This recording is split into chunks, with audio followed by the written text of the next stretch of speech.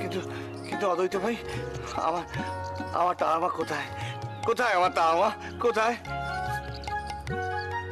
ওই দেখুন আপনার তারা মা।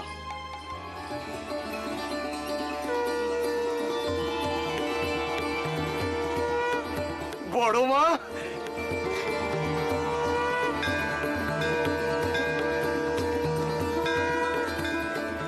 বড় মা, বড় মা, বড় মা।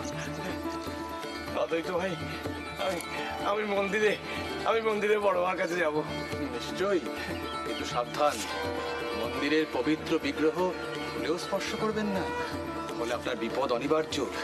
চলুন।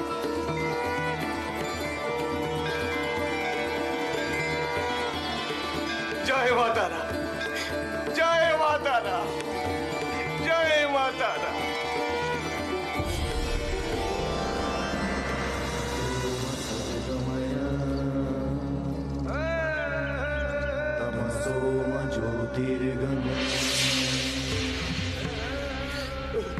মা, মা গো, মা। কি বাবা ঠাকুর, কি করছেন আপনি? মা, মায়ের বিগ্রহ স্পর্শ করলেন, আপনাকে বারণ করেছিলাম। মা, তোমায় ছেড়ে এসে আমি খুব ভুল করেছি মা। তোমায় ছেড়ে এসে আমি বড় ভুল করেছি, বড়। সর্বনাশ, সর্বনাশ হয়ে গেল। আপনাকে বারণ করেছিলাম, মায়ের বিগ্রহ আগলে বসে আছেন। ছেড়ে দিন বাবা ঠাকুর, ছেড়ে দিন, ছেড়ে দিন বিগ্রহ। না, আমি ছাড়বো না। আমার বড় মাকে আমি কিছুতেই ছাড়বো না। আমার বড় মাকে আমি কিছুতেই ছাড়বো না। আমার কথা শুনুন বাবা ঠাকুর, আমার কথা শুনুন। না, শুনুন বাবা ঠাকুর, আমার কথা শুনুন। না, শুনুন। অদ্বৈত, না, না, তুমি আমার ছাড়ো, তুমি আমার ছাড়ো। অদ্বৈত, ছাড়ো। আমি আমার বড় মাকে। দেখো মহারাজ, দেখো মহারাজ, সর্বনাশ, সর্বনাশ হয়ে গেছে। কি হয়েছে? বাবা ঠাকুর কি অলক্ষণী কাণ্ড করেছেন। উনি উনি মায়ের বিগ্রহকে বুকে আগলে বসে আছেন। সে কি মহা অনিষ্ট কাণ্ড করেছেন ভাবুন।